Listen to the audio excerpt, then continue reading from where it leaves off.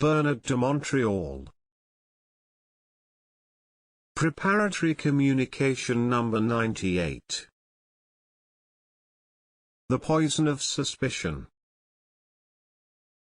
In our human relations with men, even if we are conscious, we have a tendency to suspicion.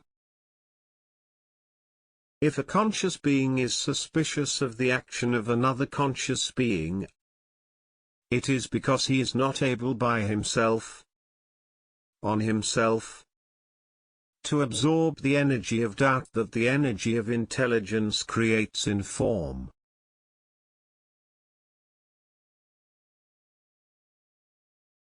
In other words, a person who is naturally suspicious cannot instantly understand the illusions of form and is therefore obliged to react subjectively, through the mechanisms of his personality, to the shimmers of form. Being suspicious of the action of another person, especially a conscious person, automatically implies that the suspicious being lacks real and deep centricity.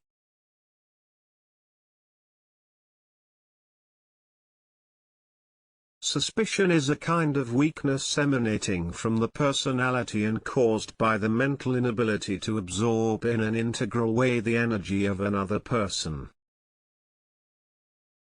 In other words, it is difficult for the suspicious being to coordinate his mental energy with the mental energy of the other, because a quantity of emotional energy interferes with the other's energy.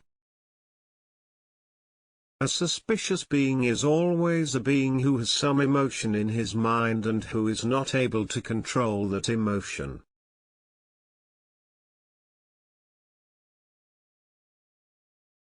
Emotion in the mind is a vibration that prevents the being from being perfectly concentrated. That is, perfectly centric on himself. If the being is centric in any way outside himself, he may be suspicious, because he will base his psychological security or his security not on himself, but on the possibility that the other who is in front of him may be unfair in one way or another to him.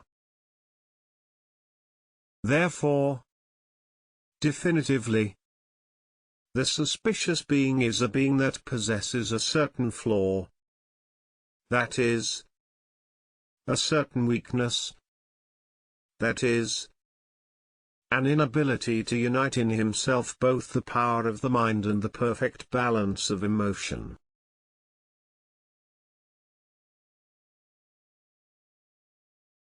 Suspicion is a personality attitude that contains two aspects. First, the suspicious being is a being who lacks security, and second, the suspicious being is unable to verify for himself, without going through the outside of himself, whether the person facing him is fair or unfair. Because he is not able to have enough access to all the information necessary to realize the nature of justice or injustice.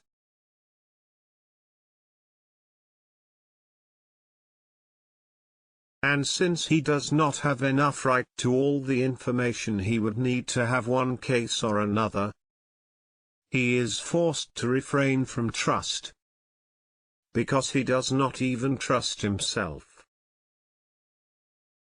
It is the lack of self-confidence that leads him not to trust the other. Being suspicious of the other's action is not a definitive way to secure oneself. Because if the other's action is not right, time will inevitably make him recognize it. So it is useless for him to lose energy, to lose the opportunity, to discover that his suspicion was not well-founded.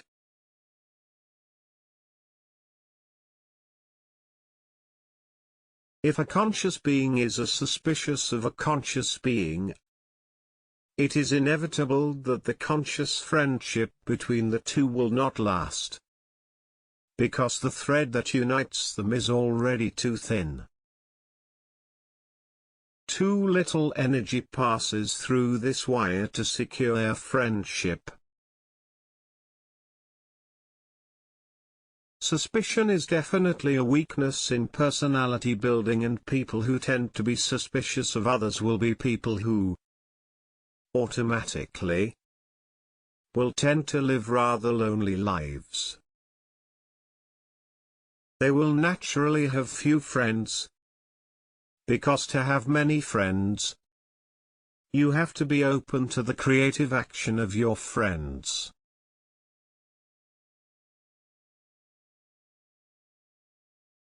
If a person is too suspicious, they will probably lose their friendships, because their friendships will not be able to pass the time test. People who tend to be suspicious are people who tend to be lonely. They tend to live their lives for themselves and according to themselves, because they do not easily have the ability to give of themselves. Being suspicious is a fundamentally self-centered attitude. It is an attitude that derives from a lack of generosity on the part of the man. If we look at the suspicious being, we can discover a lack of generosity. Generosity in the sense that even if he seems to be generous on the surface, he does so because there is in this apparent generosity a possible return for himself.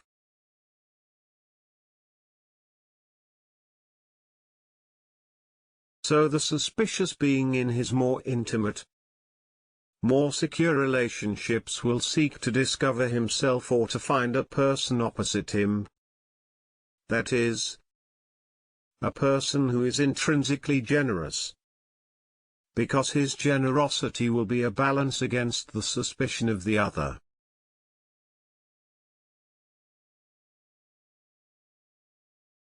Suspicion is not dangerous in itself if it does not exceed certain limits.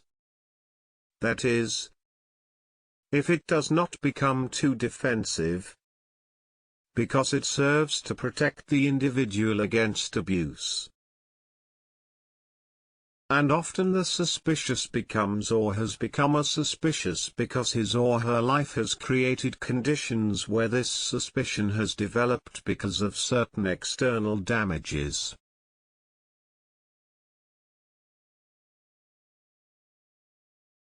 So, within suspicion, there is experience and there is also the knowledge of experience, the memory of experience, aimed at giving man a certain security against the gross abuses of an unconscious society.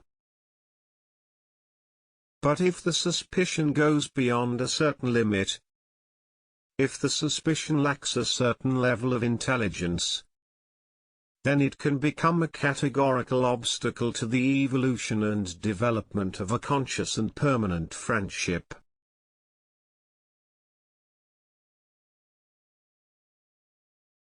The more a man becomes conscious, the more he is governed by the vibration of supramental intelligence, and the more this vibration penetrates his ego, giving his ego a new balance.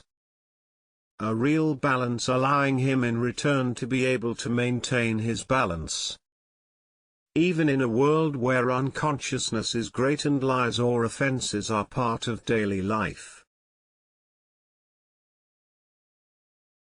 But the conscious man, who knows a little more about the laws of life, a little more about the laws of the creative mind, must realize that the personality or human nature is a shell activated by an inner and veiled creative force.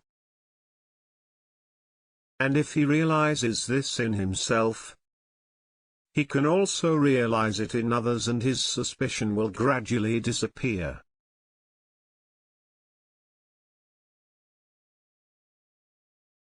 But what makes man suspicious is that he is not close enough to himself to understand the complex mechanisms of the creative action of the double through the personality that is not yet adjusted in its subtle principles. So suspicion is simply born of the personal blindness we have towards ourselves and try to protect, because we are unable to see perfectly that the other is also governed by the same laws.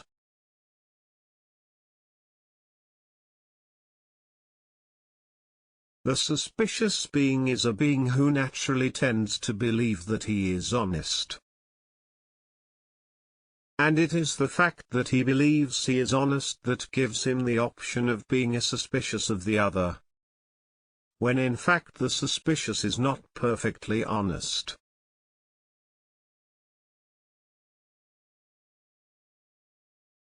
He may be a little honest. He may seem very honest. But his honesty is not an honesty that depends on the balance of his mind and emotion. His honesty is an honesty that is only part of a principle of honesty instilled in his culture.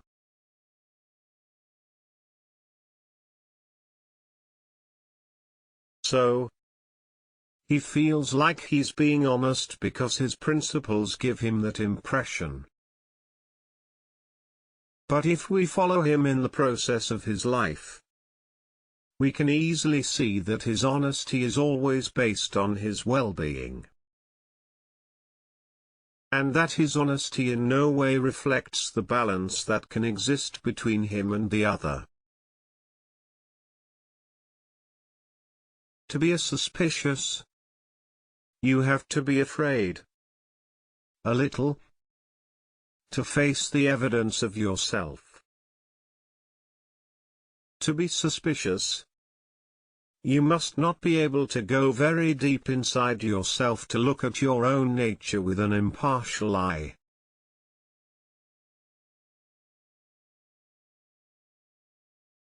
To be suspicious, one must be able, a little, to violate the law of truth about oneself, in order to interpret a little the law of lies, in order to avoid seeing too far into the deeply hidden nature of our unreal being.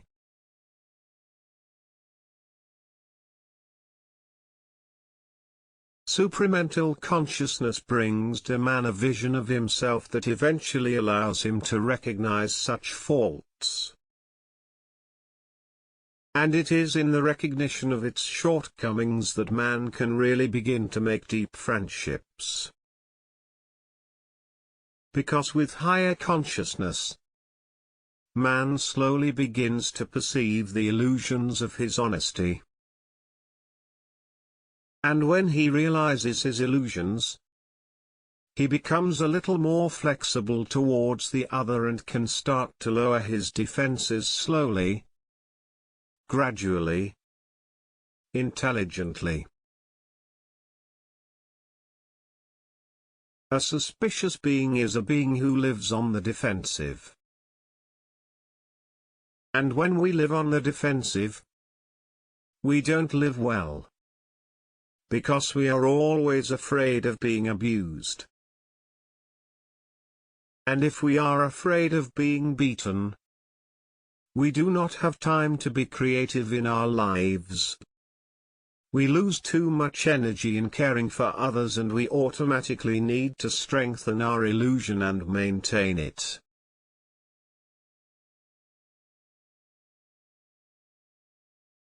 It is not easy for a suspicious being to lose this habit, because it is part of him, and also part of the game that exists between him and the other.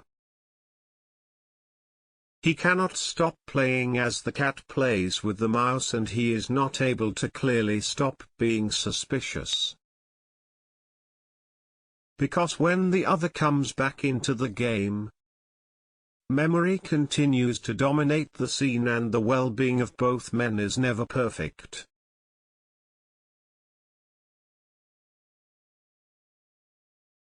So for the conscious being to get rid of suspicion, he must gradually learn to realize that the man in front of him is fundamentally good.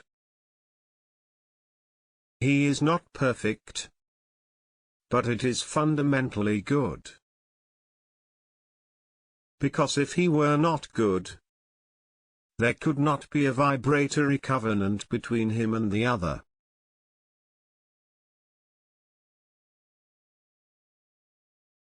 So he is fundamentally good. That is, it is at the level of himself. That is, it is at the level of the possibility of exchange with himself. And if this measure exists, it is normal that it should become greater.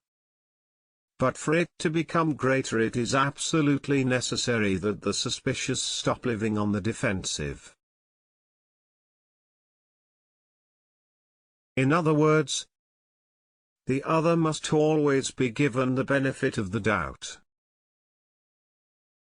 If we do not give the other the benefit of the doubt, we give ourselves the certainty of the truth.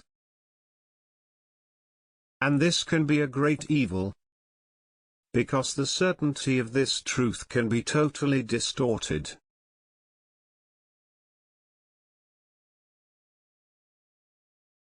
And if for any reason we ever discover that we were right, then the creative intelligence in us should elevate us beyond the emotional and mental polarity of our personality and allow us to readjust vibratorily our bond with the other, so that the friendship that was initially diminished by unconsciousness can be restored by consciousness. Man in his unconsciousness is a little like a fruit. There is always a certain weakness in a fruit. So we take a knife and we eliminate the weak part. But we do not throw away all the fruit. Few are the fruits that are totally bad. So if there is a fruit in the tree of life that has a flaw, it is normal that we eliminate its weakness, but it is not normal that we destroy the fruit.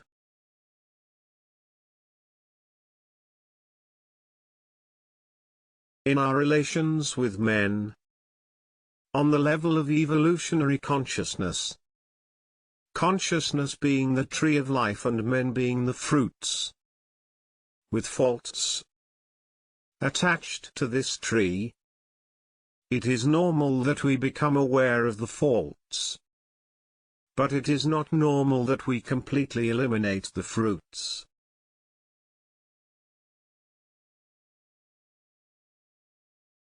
So, the suspicious being is a little in that position.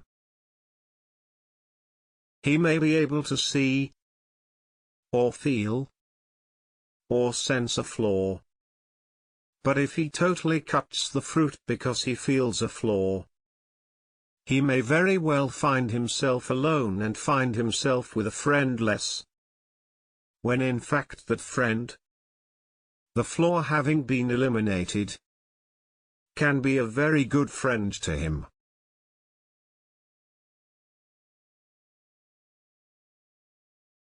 Man is much more than a fruit.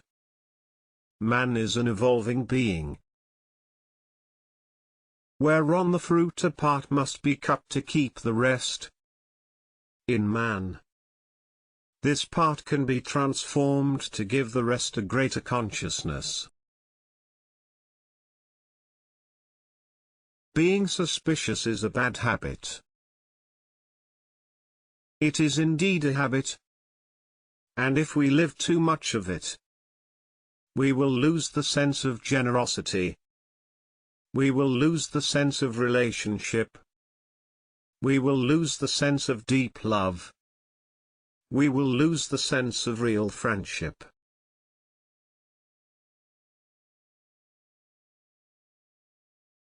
A suspicious being cannot, by himself, for too long, give himself the impression in the judgment.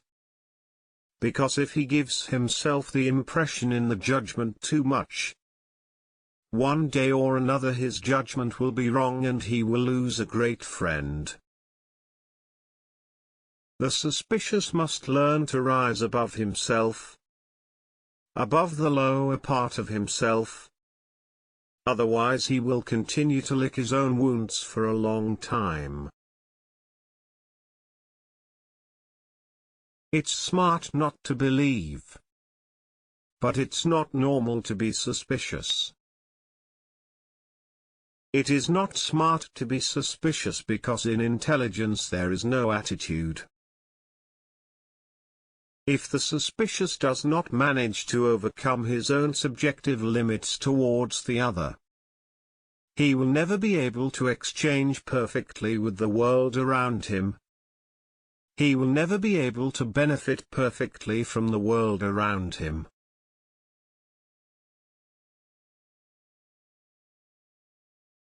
And if this world is a world of creative growth, he will be forced to remain behind and without resources, because this creative world will no longer be able to exchange with high atom freely. This world will no longer be able to exchange with him freely and imperfectly, both because suspicion will eliminate the relationship and seek to avoid imperfection. It is not a question of the suspicious not knowing the imperfection in the action of the other. It is a question of the suspicious going beyond his psychological attitude in order to see the imperfection in the other, but of not manifesting it, of not interpreting it negatively. That is, not interpreting it as an action directed against him or an evil action.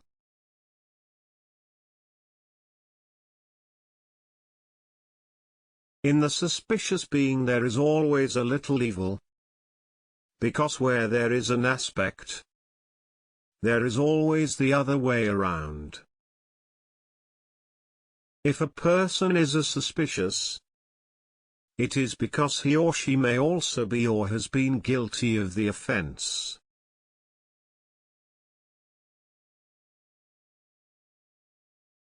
And it is this double standard that makes him an apparently honest being and seeking to discover in the other the lack of honesty. But a being who is also not perfectly honest, either with himself or with others.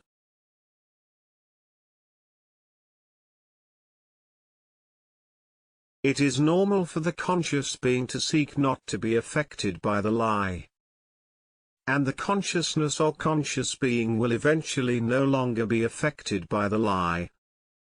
But it is not by developing or using certain subjective and psychological mechanisms that he will succeed in getting rid of the lie.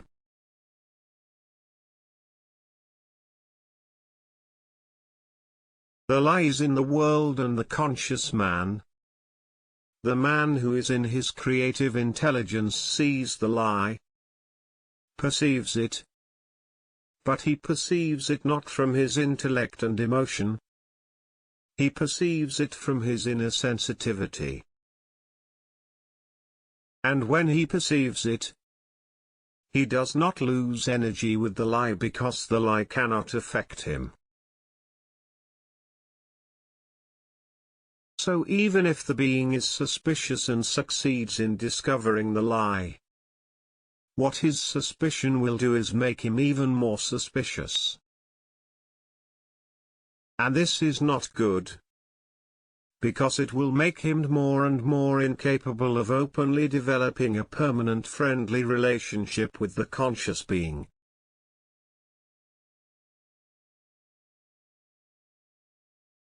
The problem with the suspicious being is that the more he discovers the lie, the deeper he gets into his suspicion. When in fact, the more the conscious man sees the lie, the more he is able to be free from it. Because the lie no longer affects him in terms of his emotional and mental personality. This is the true and great freedom of man before or in the face of lies.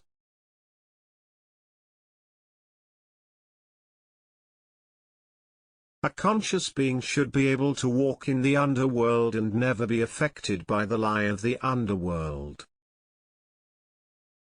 And if the suspicious learns and understands this in his experience, he will be freed from the heavy burden of himself. That is, he will be freed from that aspect of himself that is not real, that is not free from lies either.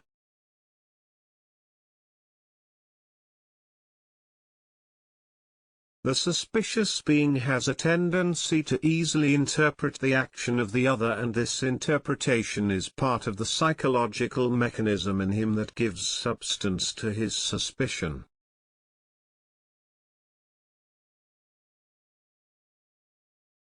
When the suspicious interprets the other's intention, he creates in himself a subjective condition, and this subjective condition is both the mechanism that prevents him from absorbing the other's action in a neutral way.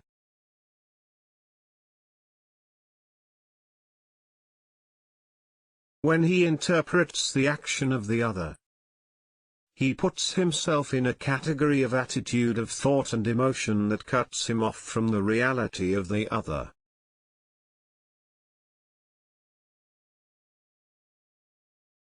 And when he cuts himself off from the reality of the other, he automatically puts himself in opposition with his energy. And from this situation the conflict is born. Suspicion is born. On the other hand, a conscious being that looks at the action of the other is able to wait for that action to take place before making a decision that would be a decision of judgment.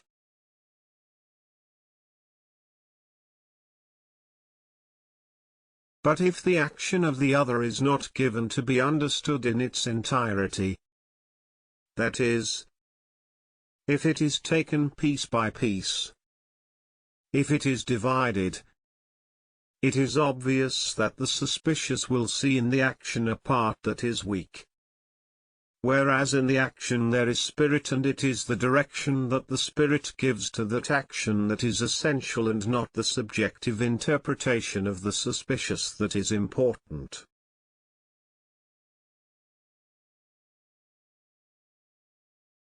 Only when the action is frankly and deliberately negative can the suspicious allow himself to realize that his suspicion was valid.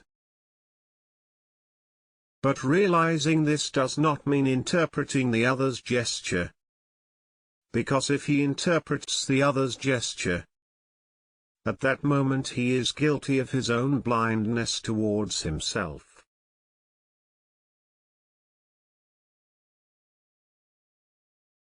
A suspicious being must one day realize that the other's action is always in accordance with the other's mind, and that if the other cannot conform perfectly to his mind, the one who is suspicious must give the necessary time so that the action is actually recorded as negative.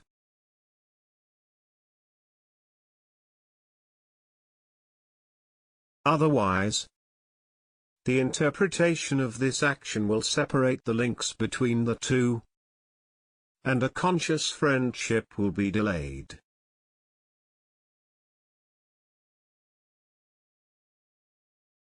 The psychological insecurity of the ego that is at the root of suspicion means that the suspicious lacks self-awareness.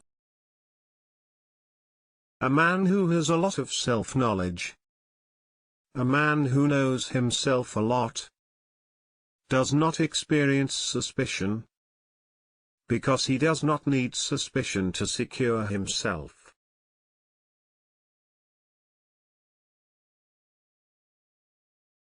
He secures himself in self-knowledge.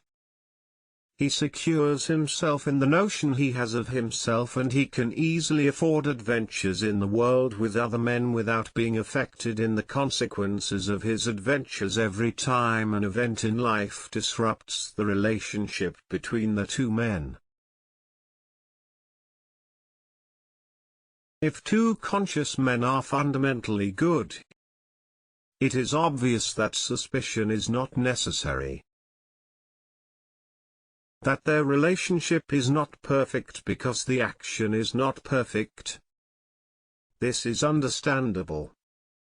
But that suspicion hinders the possible development of their relationship. This is not good because it is no longer creative. The creativity of the conscious man becomes greater and greater with his consciousness. Therefore his action becomes more and more perfect with the consciousness. Therefore the suspicion should disappear with time.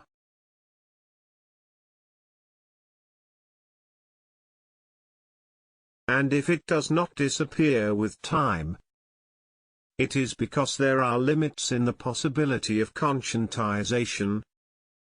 There are limits in the possible development of the ego. There are limitations, in the ability of the suspicious being to absorb a higher vibration because already he is too closed on himself.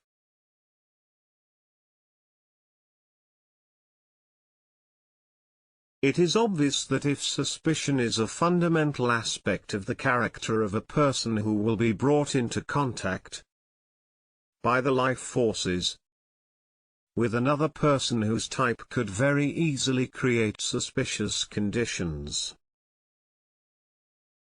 In other words, we always meet people in their lives who allow us to evolve.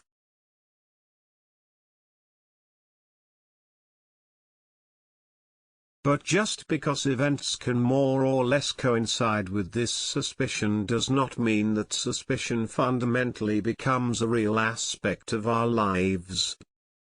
Whether it is an unreal aspect of our lives, whether it is a faulty aspect of our lives, whether it is an aspect that indicates a flaw in our internal constitution, this is a reality much closer to us. Much closer to our reality.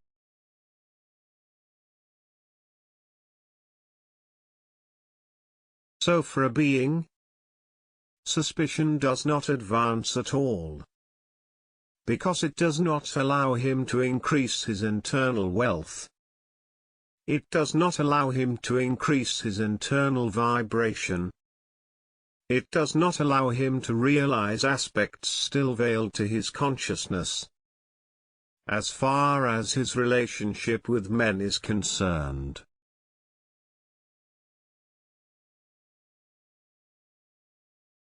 For man to be happy with man, there must be an openness between them. There must be a very great openness between them. There must be a certain trust in them. Not a blind trust, but an intelligent trust.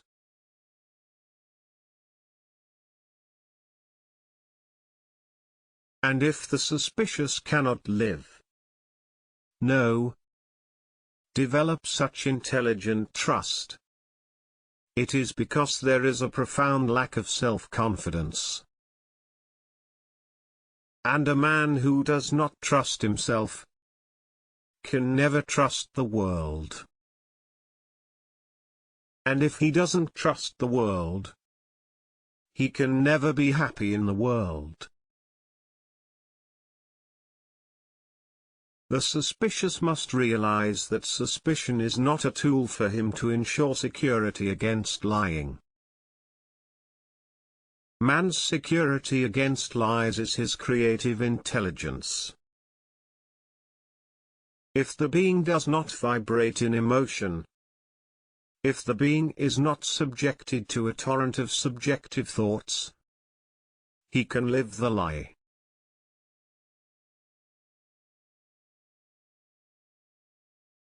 If the lie exists, he should not be affected. And if he is neutral, if he is objective in the resonance of his conscience, even if there is a lie, he will not be upset, because his ego, his selfishness, his egocentricity, his pride, his vanity will not be affected, since he will be beyond these aspects. So for the suspicious being to be happy in his own mental life, this attitude must disappear, because if it does not disappear, it will become for him a center of great disorder, a center of mental and emotional activity of great intensity.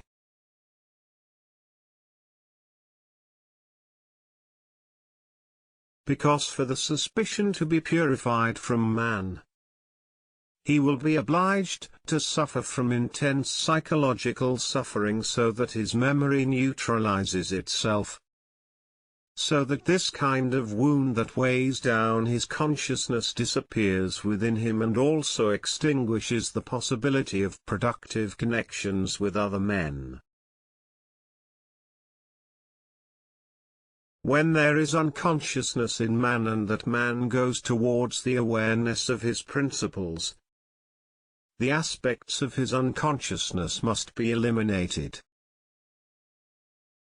And in the case of the suspicious man, in the case of suspicion, a great deal of in-depth work must be done to make this man free of this wound, to make his brain calm, his mind light, and his walk in life with other men more relaxed, much more confident.